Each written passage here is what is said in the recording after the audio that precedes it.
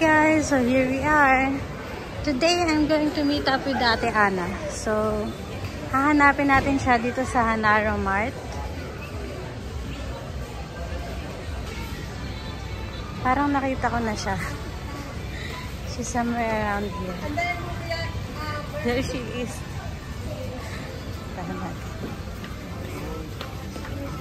She doesn't know I'm here. Si Ate Ana guys. Ate Ana! Ang ano, yung bang dikit na dikit sa harap. Ako naliliit ako. Day. Totoo. Sino ba nagsabi? Mainit daw talaga. Walang klase, Day. Tapos po.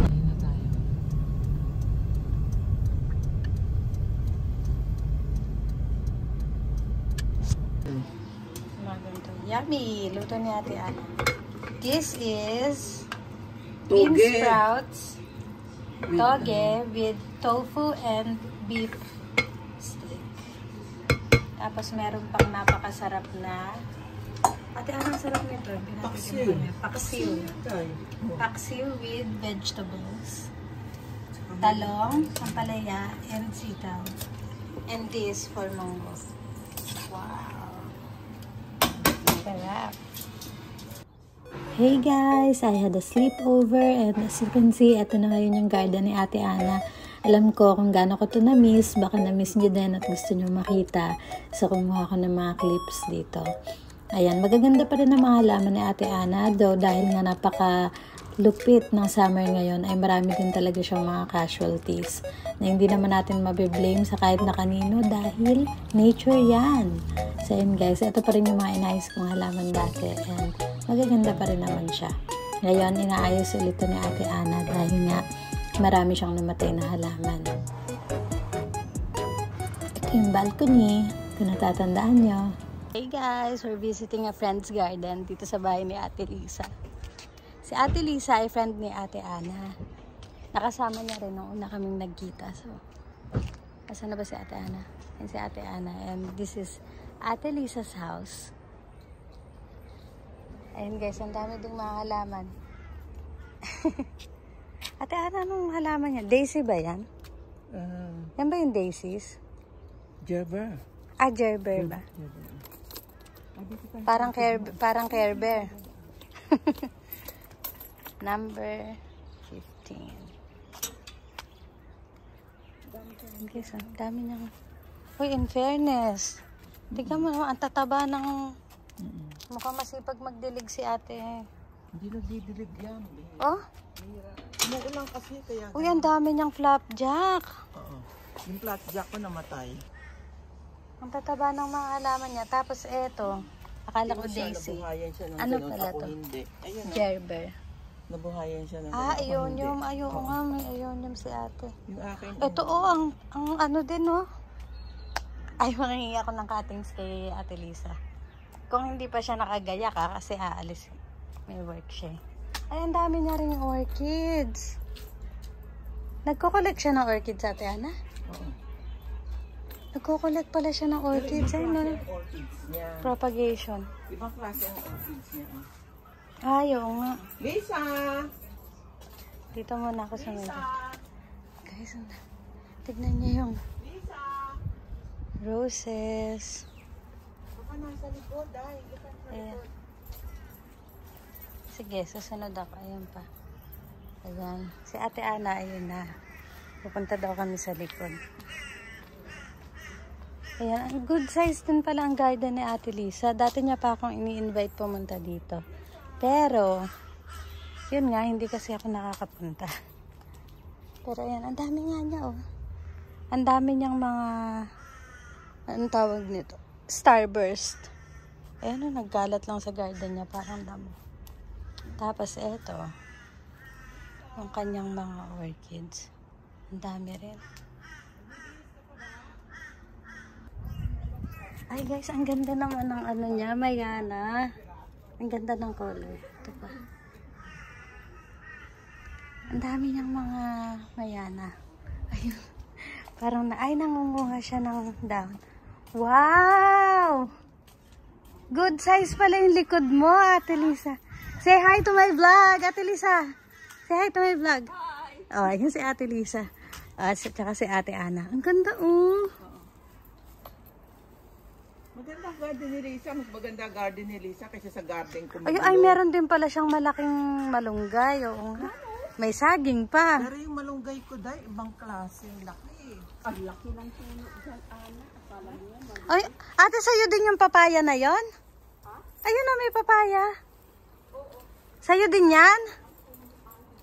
Ay, may bayabas din siya. OMG, nakakatuwa. Ay, so, ang ganda ng ginawa niya sa puno niya. Nilagyan niya ng mga halaman. Paakyat. So, ayan. Dami. Yan guys, sana hindi kayo nahihilo. Ayan sila, oh. Ay, nakakatuwa.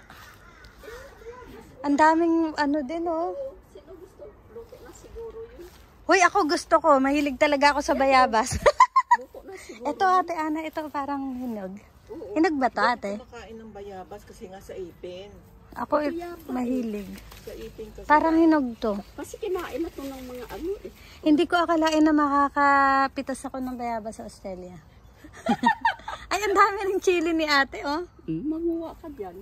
Sili, marami siyang sili. Oo nga. Yung akin tumutubo pa lang yung ganyan. Pero Ang daming ano. I-dry mo, tapos isa ko na. Nakakatuwa. Iba talaga pag Pilipino, oh. May malunggay na maliit. Oh, may puso pa na saging, oh. Nakakatuwa naman.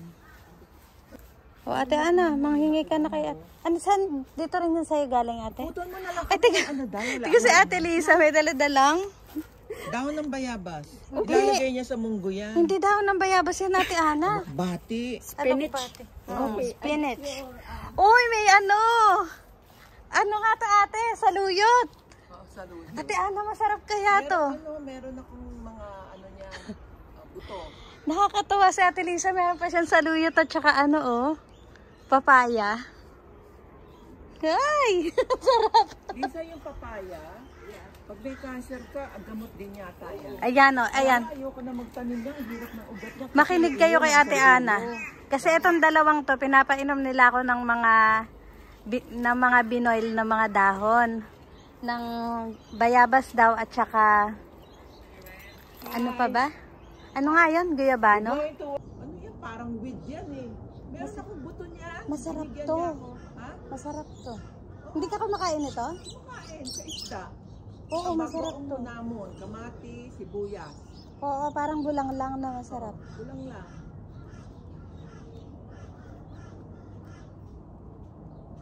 Kumbaga siya ng malunggay sa akin. Guys, I never thought na mag-harvest ako ng guava dito sa Australia. Dito lang yan sa garden ni Ate Lisa. Ayan, oh. At hindi siya matigas kasi hinog na siya. Tapos nanghingi ako ng saluyot. Diba? At ihingi din tayo ng chili. Lagay natin sa suka. Kasi ang dami dito ni Ate Lisa, sabi niya. Kumuha lang daw tayo. So, ayan. Si Ate Ana ay nakipagtsikahan. Nakakatuwa yung garden ni Ate Lisa. Tignan niyo, guys. Meron din siyang passion fruit. Kasi ayun, may ampalaya pa. May ampalaya. And ayun, may leaves din ampalaya. And this one is tanglad na ate. Lemongrass. I think I have to grow my tanglad in the soil as well. It's just in the pot. Sa akin na. Hey guys, alis na Sabi ako. naman nila sa akin na. Thank you, Ate Lisa. May date ako. Tignan nyo, meron akong cuttings, ha. Tapos binigyan pa ako ni ate ang daming gulay at saka ulam. Thank you. Ito si Ate Ana. Sabihin naman na. Ang saya-saya. Ang saya namin. Sabihin naman Ayan. nila na. May date ka yata eh.